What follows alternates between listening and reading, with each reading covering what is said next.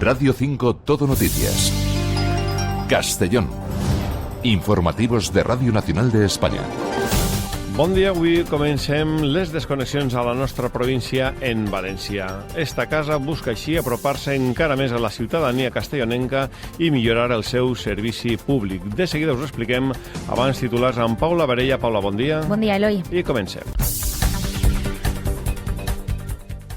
El sorteig de Reis també reparteix el primer premi a la nostra província. El 6.703 s'ha venut en 5 localitats. Ha estat a Castelló de la Plana, en l'administració número 4 del carrer Santa Clara i en 4 punts mixtos a Benicàssim, Borriana, Onda i Alcora. Avui comença oficialment la campanya de rebaixes, encara que l'actual normativa té liberalitzades les dates per a oferir descomptes. Sí, i això afecta al xicotet comerç, que demana tornar a regularitzar-les. En qualsevol cas, cada castellonenc gastarà 197 euros de mitjana. Segons les dades de l'Associació Espanyola de Consumidors, són 7 euros més que l'any passat. És 7 de gener, primer dia feiner del 2026 i, per tant, dia de propòsits per als adults i de col·legi per als xiquets. En parlarem amb els psicòlegs per saber com afrontar els nous reptes sense abandonar de seguida, i també estarem a les cases dels xiquets castellonencs per saber com van anar ahir el dia de Reis. En els esports, el Peníscola rep avui l'Alzira en la 16a jornada de la Lliga Nacional de Futbol Sala. El derbi autonòmic arriba per a l'equip del Baix Maestrat en un bon moment al torneig domèstic, perquè ve d'encadenar 4 partits seguits sense perdre. I de la cultura, una recomanació per al dia d'avui. L'Auditori de Castelló acull a la sala d'exposicions una mostra del dibuixant Carpa, el creador de Nules, considerat una de les figures més influents del còmic. L'exposició està oberta fins al 14 de febrer.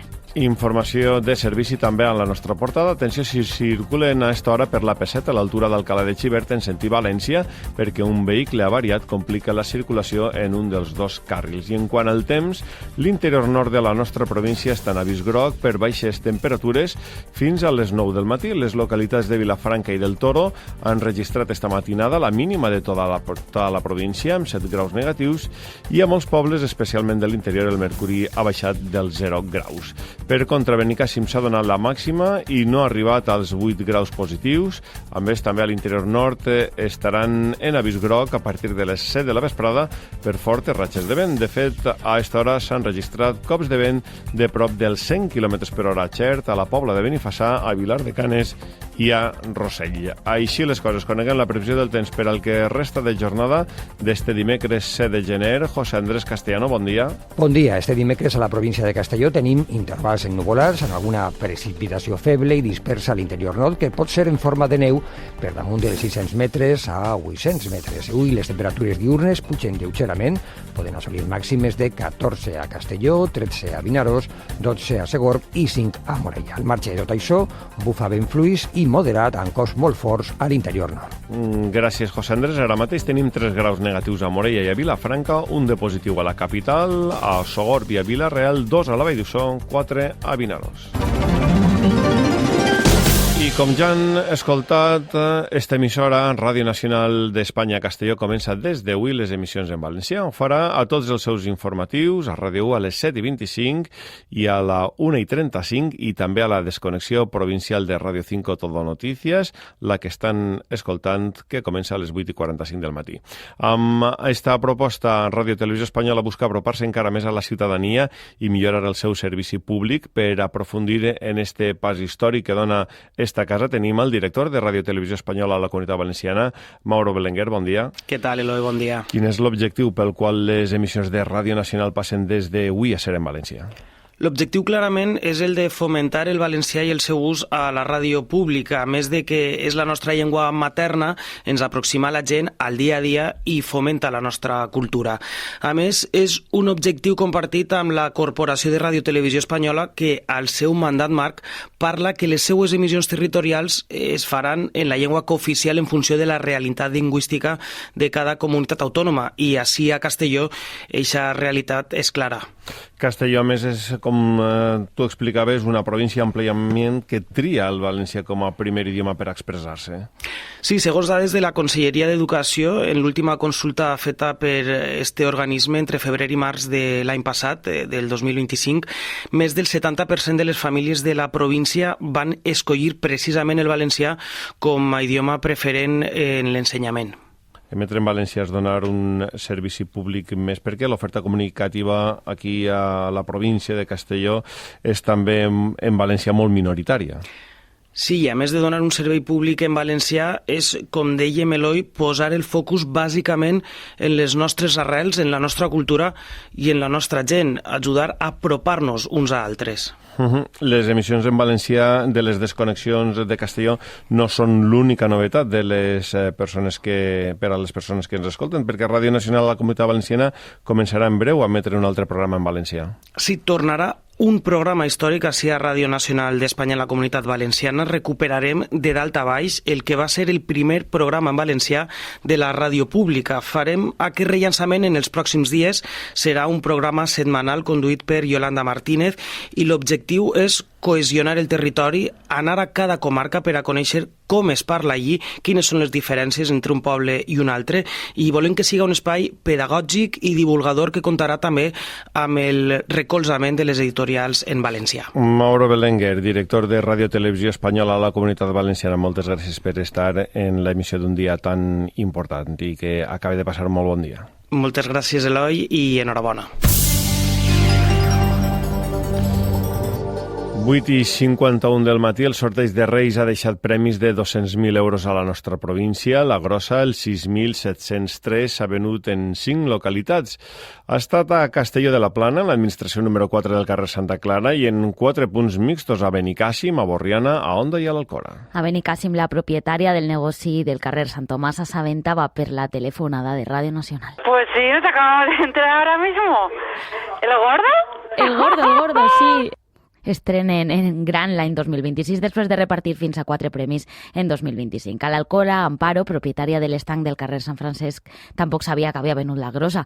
Diu que ho ha tret en finestreta i desconeix qui és el comprador. Igual a lo mejor cuando lo ven llaman porque ven que les ha tocado, pero bueno, yo me alegro muchísimo, sea quien sea. L'administració del carrer Santa Clara a Castelló porta oberta des de 1968 i és la primera vegada que dona un premi en este sorteig. El propietari és Javier Pollo. ¿Qué pasa? Pues que ayer, por ejemplo, ya no teníamos casi terminaciones y te llevábamos de terminal, pero como si no hubiese un mañana. Es más, había cenas de roscón y eso, y más de uno me pedía cantidad.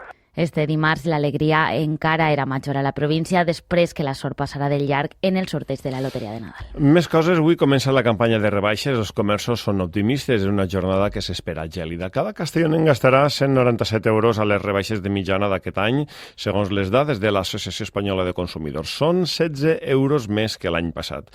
Pel que fa a les preferències de compra, el 92% dels enquestats farà les compres en roba i en calçat, el 2% en electrodomèstics, el 5% en productes informàtics i l'1% en altres productes. El 85% dels enquestats creu que les rebaixes que s'inicien aquests dies no aportaran cap descompte addicional perquè considera que al llarg dels mesos anteriors ja s'han produït de rebaixes. La normativa vigent en matèria comercial té liberalitzades les dates per a oferir descomptes. Per tant, els comerços ho poden fer en qualsevol moment de l'any. Això afecta al xicotet comerç, que demana tornar a regularitzar. Ter Esteve és secretària de Confecomerç a Castelló. Jo crec que afecta negatiu a tothom, és a dir, tant als altres formats comercials com al xicotet comerç. És a dir, és començant de que la gent no té molt clar quan comencen les rebaixes, quan són les rebaixes, per tant, el que era antigament les rebaixes, pues, teòricament està com a descafeinat, és a dir, que no té un sentit total perquè cada un les fa com vol i inclús aplica la normativa que vol. Diumenge serà festiu, però els comerços obriran les seues portes. I avui és 7 de gener, per a molts és el primer dia després de les vacances, per als xiquets és l'endemà del Dia de Reis. Papá, ¿a ti qué te han traído? Un caja más rara. ¡Qué chulo! ¡Es bonito! Y se han comido la comida. ¿Qué es esto? Ya sé lo que son. M'han portat la gran piràmide de Giza que havia demanat. Els experts recorden als pares que l'essencial és invisible als ulls. Gloria Bellido, coordinadora de la secció infantil de la Societat Espanyola de Psicología. Hombre, eso está claro que lo que más valoran nuestros hijos es que pasemos tiempo con ellos jugando. Eso está clarísimo. También en ese sentido, pues está bien a la hora de elegir juguetes, ¿no? De juguetes que puedan ser, que a lo mejor también puedan ser un disfrute para nosotros y que sepamos que eso nos va a incentivar a la hora de poder jugar con ellos. Porque esto, desde luego, siempre va a ser lo que más valoren los niños. Com els explicàvem, per als adults, avui comença l'any laboral i ho fa carregat de bons propòsits, des d'aprendre un idioma a fer esport. En aquest sentit, els experts insten a donar valor a aquesta il·lusió de l'inici de l'any, animen a ser realistes i mesurats en els objectius per poder gaudir de l'activitat. També recomanen posar-se reptes fàcils i fer l'activitat amb suport social. Isaac Beneito, psicòleg de l'esport. Ir acompañado, buscar relaciones sociales que sean de calidad.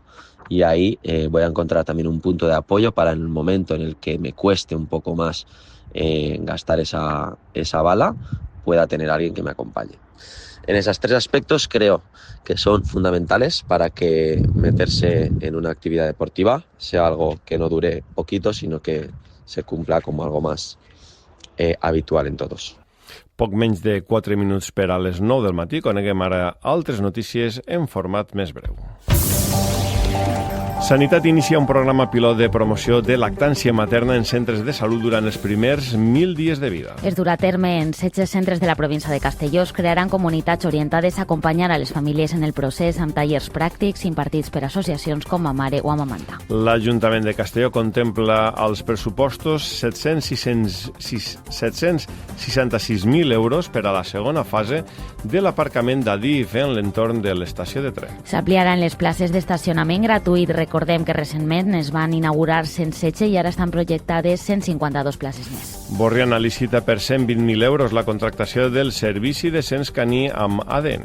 Un servici que inclou la presa de mostres genètiques i l'anàlisi de mostres biològiques d'excrements abandonats en la via pública amb l'objectiu de millorar la neteja urbana i la protecció front a pèrdues, robatoris o abandó. I Onda recupera la zona de pistes esportives de l'entorn del Carmen. L'Ajuntament ha començat una nova fase de treballs per a recuperar l'espai històric que porta anys en desús. Es recuperarà el frontó i el plaç estimat de les obres de 3 mesos. La Generalitat va adjudicar durant 2025 300 habitatges del parc públic a famílies en risc de vulnerabilitat. 40 corresponen a la província de Castelló. Els beneficiaris han sigut joves menors de 35 anys, víctimes de violència de gènere, famílies numeroses o monoparentals i persones amb discapacitat.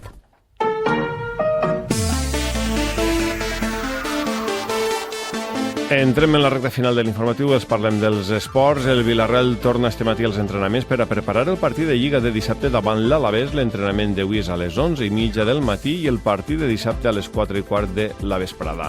A la segona divisió, la notícia avui està a la Junta General d'Accionistes del Club Esportiu Castelló. I en futbol sala, el Peníscola i l'Alzira juguen avui el seu partit de la 16a jornada de Lliga al Juan Vizcarro. Es tracta d'un derbi autonòmic en el que els del Baix Maestrat arriben en una bona dinàmica, i és que a la Lliga venen d'acumular 5 partits seguits sense perdre, amb 2 guanyats i altres 3 empatats. I en pàgina cultural, l'Auditori de Castelló continua acollint a la sala d'exposicions una mostra del dibuixant Carpa. El creador, nascut a Nules, està considerat una de les figures més influents del còmic i va dissenyar, entre d'altres, la imatge de Jocs Reunits Hyper. L'exposició està oberta fins al 14 de febrer amb visites guiades i accés abans dels espectacles en horari de taquilla. L'Auditori i el Palau de Congressos de Castelló ha reactivat esta temporada el seu espai expositiu.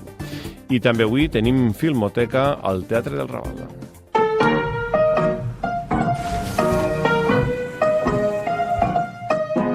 A les 7 de la vesprada es projecta la pel·lícula finesa Fallen Leaves del director Aki Kaurismäki. Va ser la candidata de Finlàndia a millor pel·lícula estrangera als Oscars del 2024 i reconeguda també al Festival de Cannes del 2023. I acabem el nostre informatiu amb música. No quedará de mí ni siquiera la soledad. Perquè demà actua a la Sala Editors de Castelló de la Plana Germán Salto i Back to the Hills. Sabes que miento.